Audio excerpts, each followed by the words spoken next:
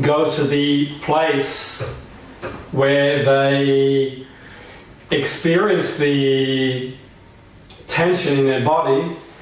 Say the tension in their body is localized, I'll get them to close their eyes, and as they close their eyes, they can breathe naturally and normally, and as they breathe naturally and normally, they can go to the site of the tension, and like a beautiful warm summer's day, like water on the ground being evaporated by the beautiful sunshine, this evaporation spreads through every cell and muscle in the body, releasing muscle tension.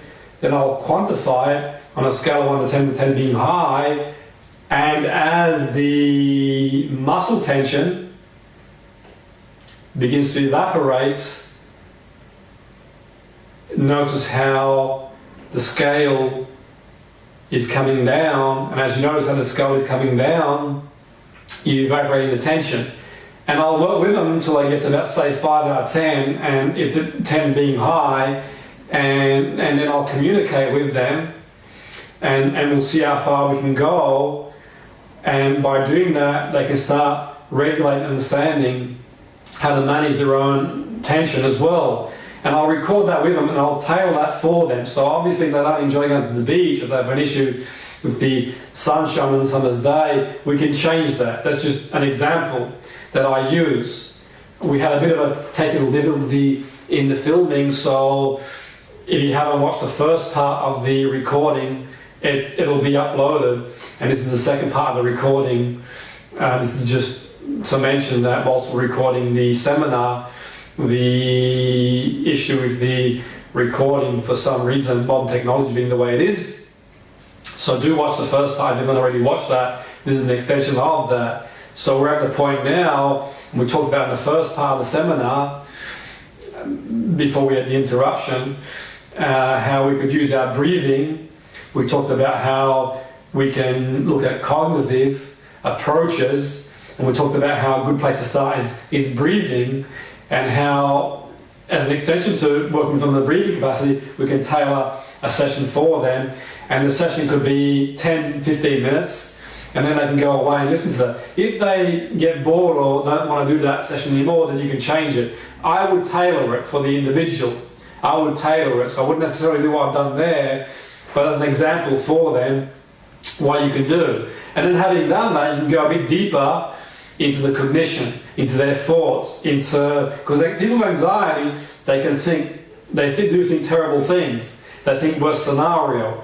Will I ever find a partner again? What will happen in my life? And they can think that, and sometimes the thoughts being automatic or at an unconscious level, like I talked about earlier, the woman, when she's settled at home and the dog barking would spark an implicit reaction, an association. So there is that to take in consideration too.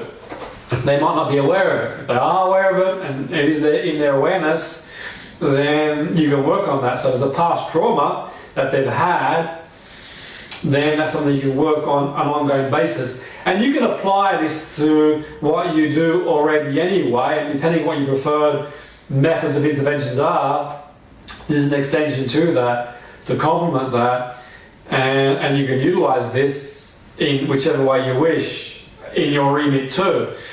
Because with one idea, we can have an association. So the idea might be flying in a plane, you have some turbulence, a bit of turbulence in the plane, that might spark an idea that flying is dangerous, in an association. Then you have a habit, and the association is fear of flying, and then you have a perception of flying that's different to what you had before.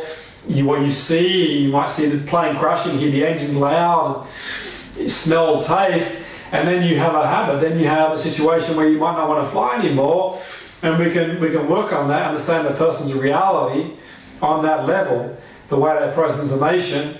Someone who enjoys flying, for example, will perceive flying differently than someone who doesn't enjoy flying.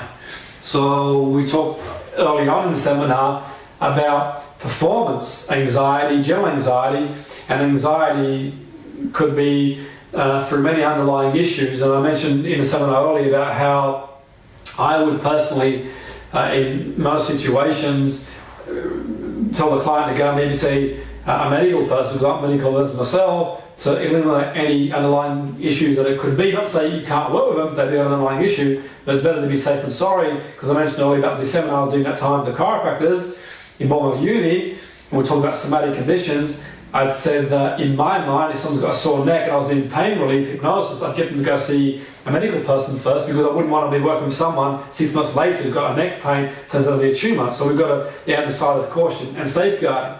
But all things said and done, to reiterate some stuff we covered, the breathing, and if you haven't watched the first part of it, do watch the first part. And I mentioned how we can work on controlled breathing, and we can breathe deeper, because when anxiety patients need to breathe high, and as you breathe high, it alerts the sympathetic nervous system, the heart rate goes high, we get fight, flight, freeze response, and breathing goes fast, and we want to initiate the parasympathetic nervous system to calm things down, and we can get the person to work with them. That's one of the first things I do, and I mentioned that in the earlier part of the seminar, that they can practice that as often as they can. They can put their hand on their stomach after 3-4 days, and it becomes unconscious competence, and that's one of the keys. And we can do progressive muscle relaxation, which is quite useful as well.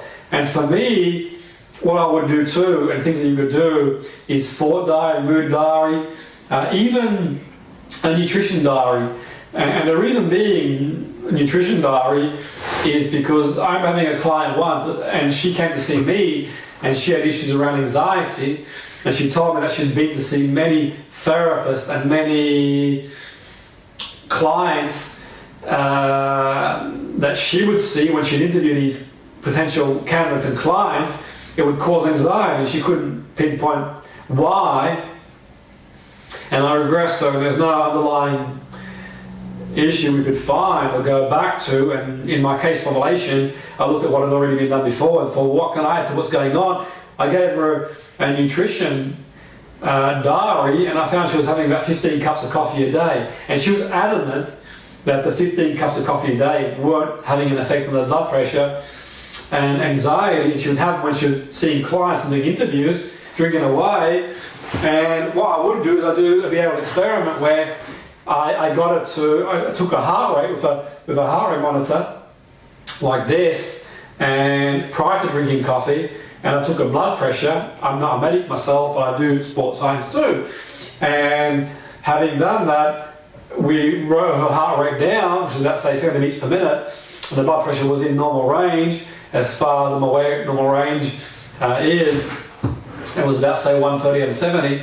And then she drank 2 cups of coffee, and we retook it again, and the heart rate went up about 15 beats per minute, and the blood pressure went up as well.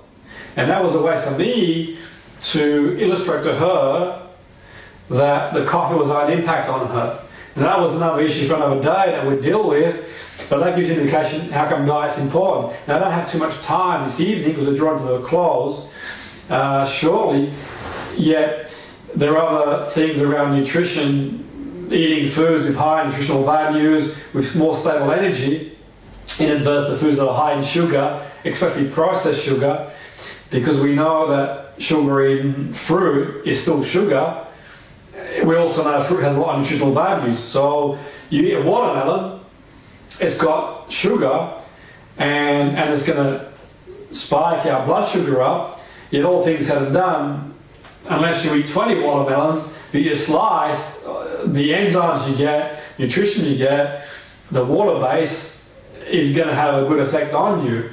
All that said and done, in my mind, I do a lot of juicing and greens, and my goal is to keep as high alkaline as I can. So I like to have the occasional cup of coffee too, and that's fine, all things in moderation, but diet does play a part, nutrition does play a part. And I've done some DVDs around that, and certainly you can email me around that, and there's people out there that are better than me to talk about that anyway, yet it plays a big part. And that's why I talk about the nutrition, because you can do all the interventions you want in the world. You can do all the breathing exercises, you can do the progressive muscle, you can do any interventions you use as part of your therapy, you can do whatever you want, maybe gestalt therapy, cognitive approach, whatever. But if the person's having 20 cups of coffee a day, then the physiological response from that stimulant, no doubt, is going to have an impact on them. So that is my suggestion around that. And for me, when I do the hypnosis, it's about generating options, ideas, alternative ways of seeing the situation, so they have a new association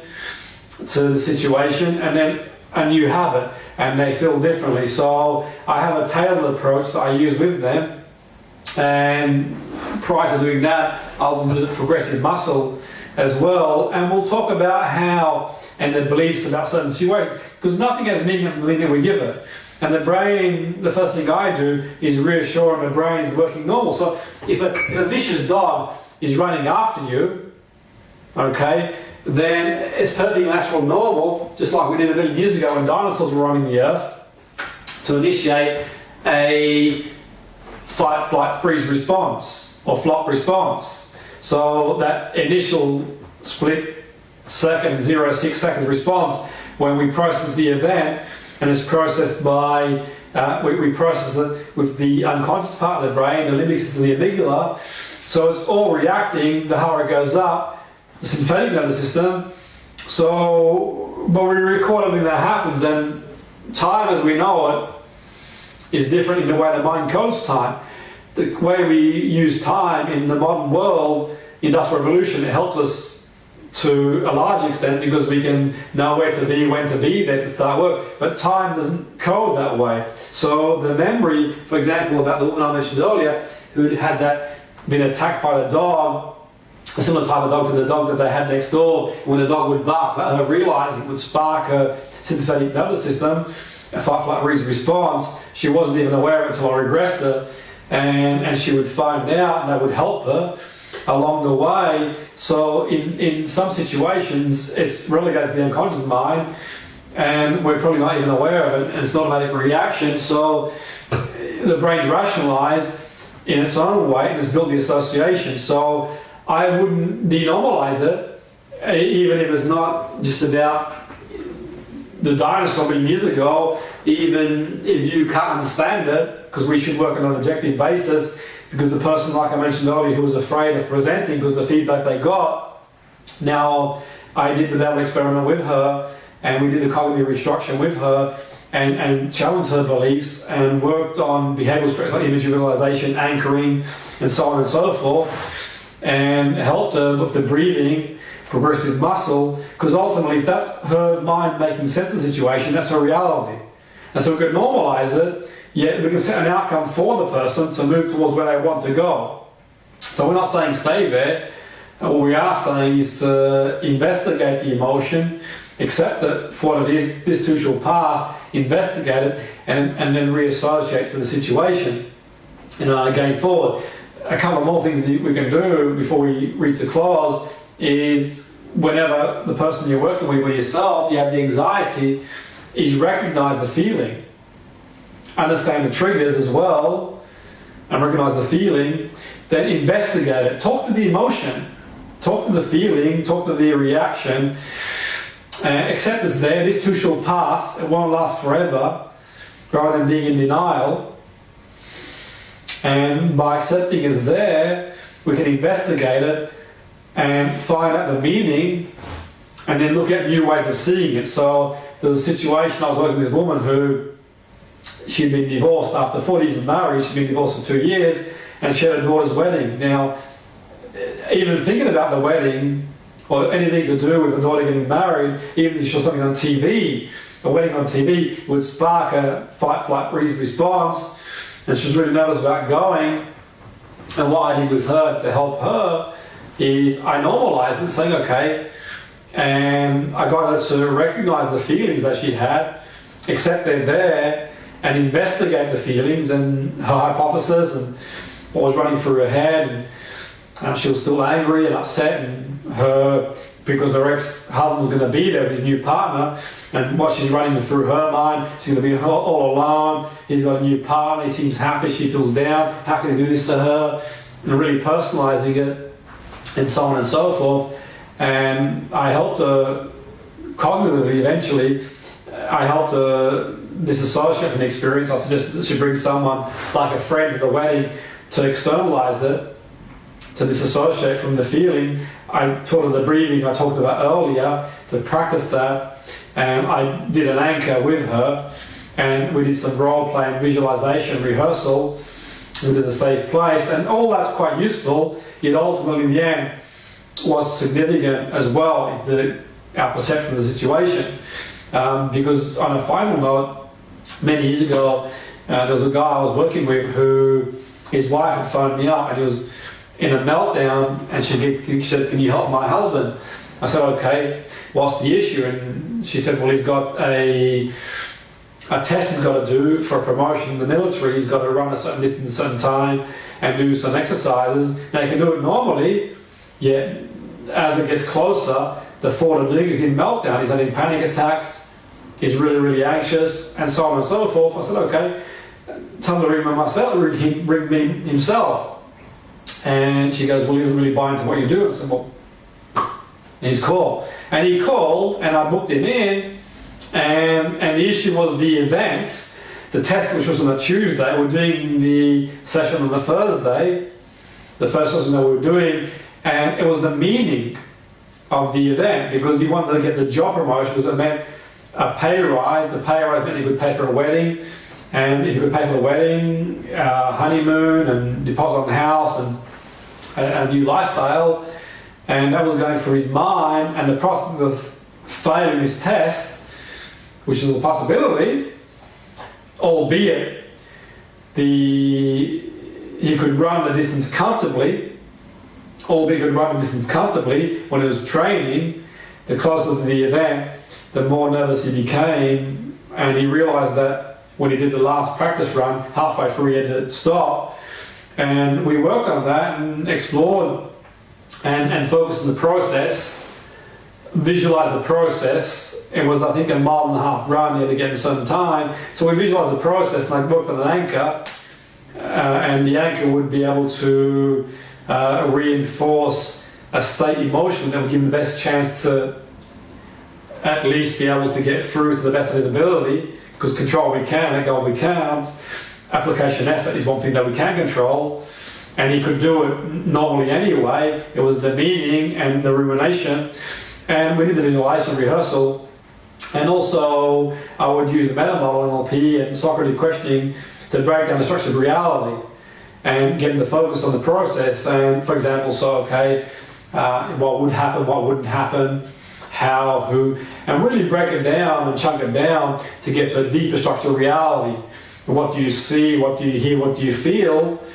And he saw images of himself collapsing halfway through, and how he collapsed, the disappointment of not being able to pay for the wedding, and we disassociated from that and reassociated what he could control, focus on a more neutral emotion, focus on breaking the event, the run down to targets, and focus on application effort, which is the controllable factor, and let the meaning go, and focus on reassociating, just seeing yourself like seeing a TV screen, running the race or running the test in a way that you run effectively and back straight and physiologically. Then imagine going through the screen and rehearsing the process and going to a more neutral emotional, more neutral state.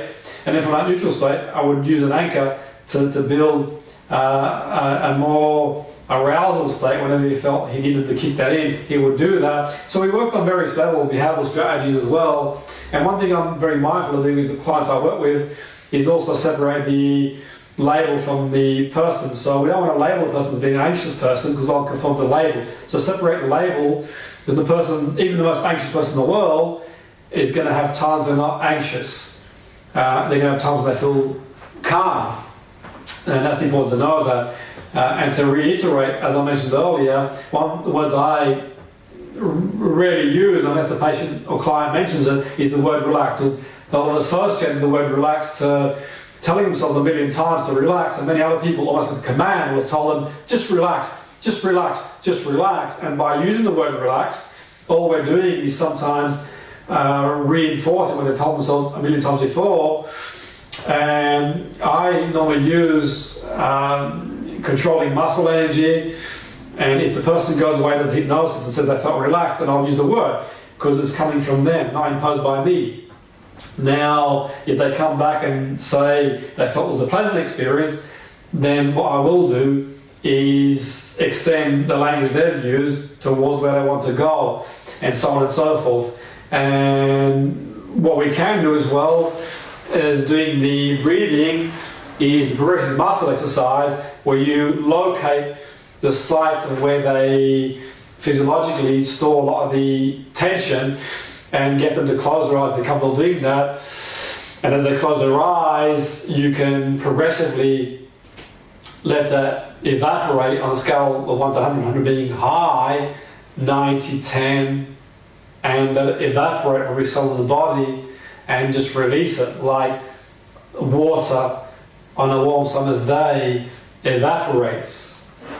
And you can adapt and change it for the individual accordingly if you choose to. So that's all we've got time for this evening. Do email me, Jimmy Petruzzi, that's at info@excelnlp.com, info@excelnlp.com, that's info@excelnlp.com. Follow us on Facebook, it'll be posted on YouTube. You can watch the video as often as you'd like. Any comments, questions otherwise. Do share, do give us comments, do give us feedback. I appreciate the feedback. We'll post it there. And just a reminder that during tonight's seminar, we had a modern technology issue where the seminar halfway through, for one reason or the other, the recording had stopped and we started recording again. So I'll post both out there, and you can watch both in your own time, in your own pace, and go from there. So have a fantastic week, a wonderful week. Thank you for watching. Have an awesome week. Thank you.